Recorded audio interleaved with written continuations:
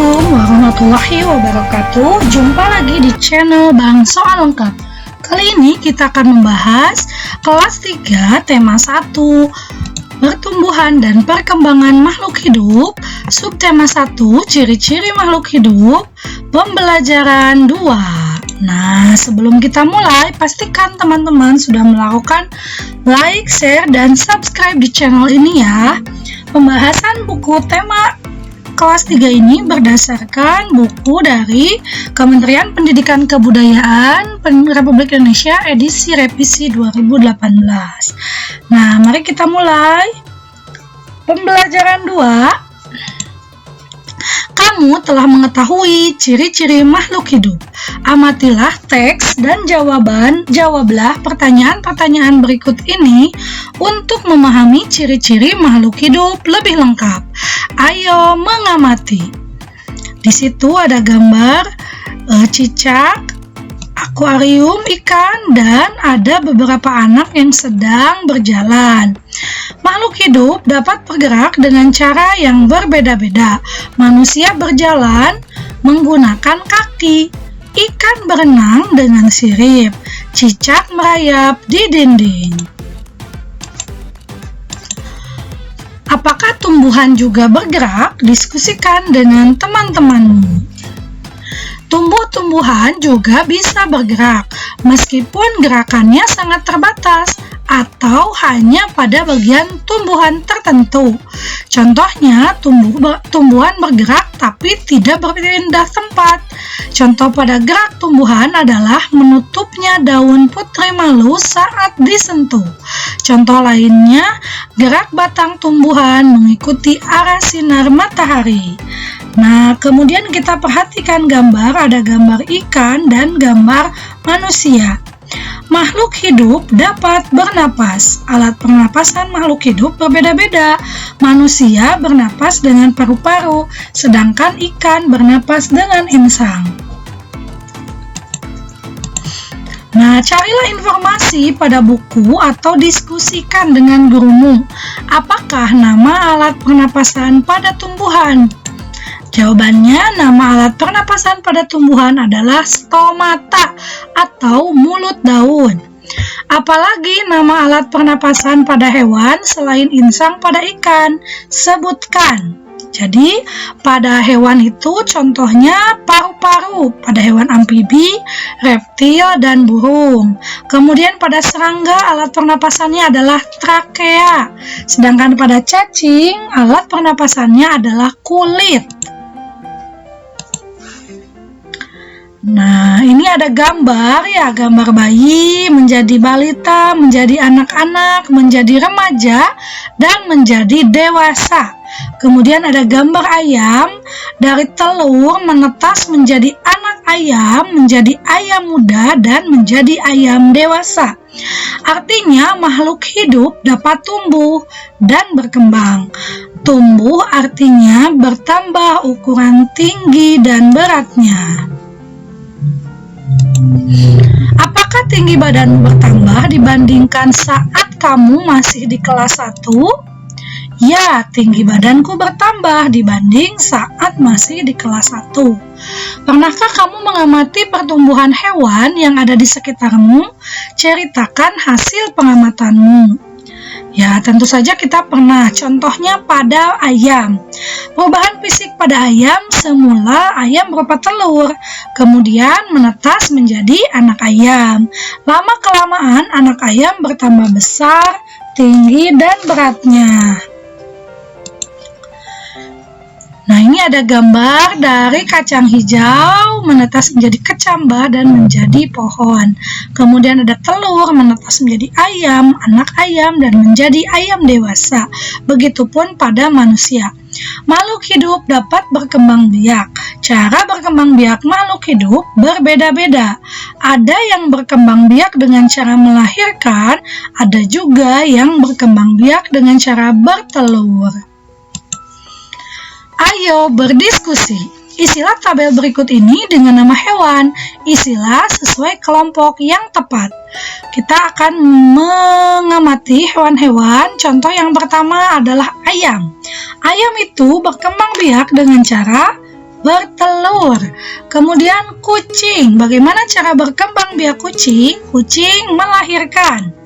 Selanjutnya kambing, bagaimana cara berkembang biak kambing? Kambing juga melahirkan. Lalu ada cicak, bagaimana cara berkembang biak cicak? Cicak bertelur. Dan terakhir ikan berkembang biak dengan cara bertelur. Selanjutnya, nih ada gambar anak yang sedang menyiram bunga, kuda yang sedang merumput, dan ada juga teman-teman di sini ada Udin, Edo, dan Beni sedang makan. Artinya makhluk hidup juga memerlukan makanan dan air. Manusia memerlukan tumbuhan dan hewan untuk makanan. Sebagian hewan juga memerlukan tumbuhan untuk makanan. Apakah tumbuhan memerlukan makanan? Ya, tumbuhan memerlukan makanan. Apa makanan untuk tumbuhan?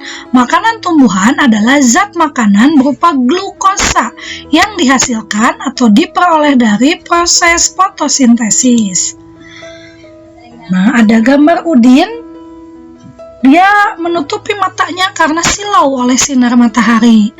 Kemudian ada gambar pohon atau daun putri malu dan menutup ketika disentuh.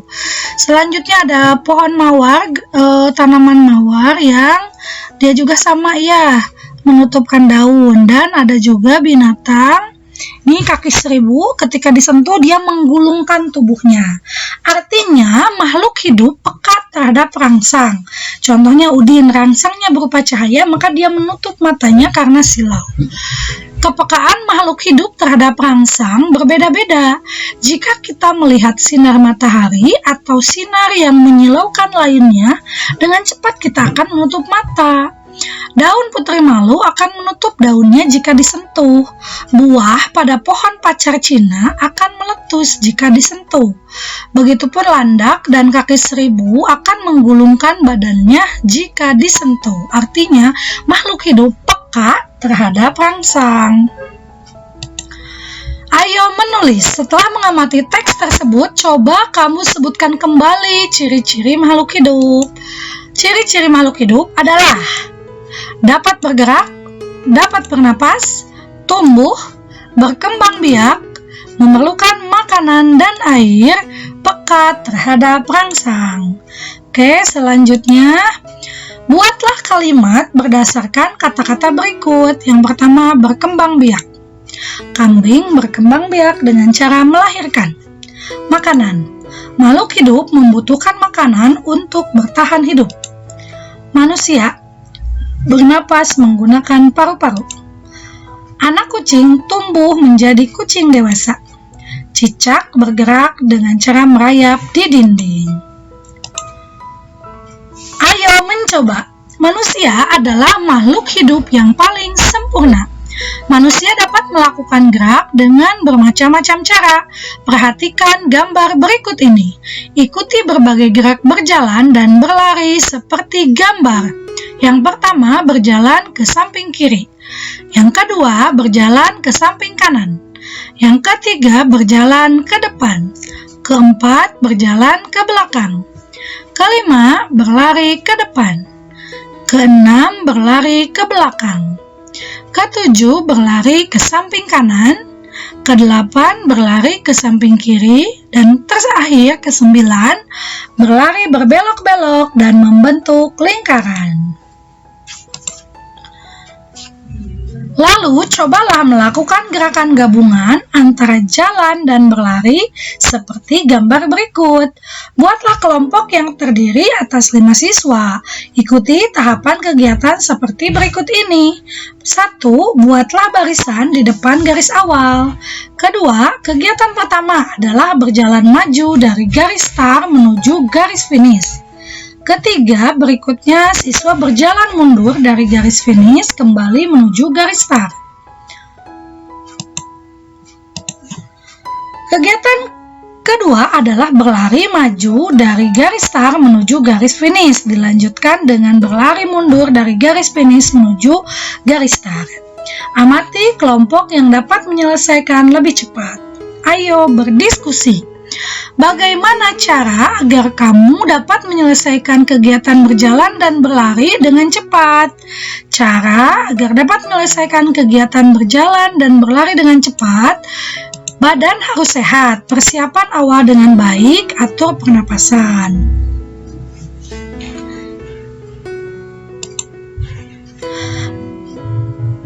Berlari sekencang-kencangnya, ambil nafas dan atur pernapasan. Kekuatan kaki menjadi faktor utama keberhasilan dalam kegiatan perlombaan kombinasi gerak berjalan dan berlari. Dalam setiap perlombaan selalu ada yang menang dan kalah. Pemenang harus bersyukur dan tidak boleh sombong. Sebaliknya, yang kalah tidak boleh berkecil hati dan harus terus berusaha. Ayo berlatih, bersyukur pada Tuhan. Semua makhluk hidup yang ada di dunia adalah ciptaan Tuhan. Keragaman cara bergerak makhluk hidup juga karena kekuasaan Tuhan. Semua itu adalah karunia Tuhan yang harus disyukuri. Menjaga kesehatan tubuh merupakan salah satu cara mensyukuri karunia Tuhan. Menghargai kemampuan teman yang lain juga merupakan bagian dari sikap syukur kepada Tuhan.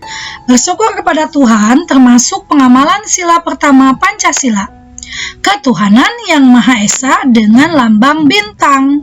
Sila pertama berbunyi ketuhanan yang Maha Esa. Lambang sila pertama adalah bintang. Lambang ini menunjukkan bahwa bangsa Indonesia menyatakan kepercayaan dan ketakwaan terhadap Tuhan yang Maha Esa. Taat terhadap perintah Tuhan dilaksanakan dengan selalu menjalankan perintah Tuhan dengan baik. Selain itu, juga harus saling menghargai kepercayaan orang lain. Bersyukur adalah berterima kasih dengan semua yang diberikan Tuhan.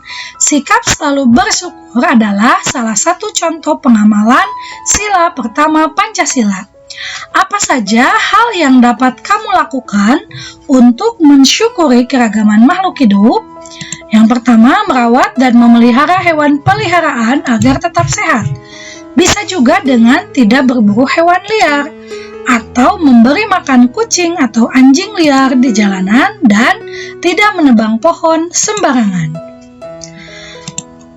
Ayo bercerita, sikap manakah dari sikap bersyukur tersebut yang pernah kamu lakukan? Tuliskan waktu, cara, serta alasan kamu melakukannya, lalu ceritakan di depan teman-temanmu. Ini contohnya, saya memelihara 3 ekor kucing di rumah. Setiap hari saya memberi mereka makan berupa makanan khusus kucing. Saya memberi mereka 3 kali sehari, yaitu saat pagi, siang, dan malam. Selain makanan, saya juga meletakkan wadah kecil berisi air. Setiap bulan sekali, saya juga memandikan kucing agar bulunya tidak kusut dan tetap sehat. Selain itu, saya juga langsung membawa kucing ke dokter hewan jika ada tanda-tanda mereka sakit. Saya melakukan hal ini agar kucing tetap sehat. Terima kasih sudah menyimak. Sampai jumpa di pembelajaran selanjutnya. Jangan lupa like, share, dan subscribe ya teman-teman. Wassalam.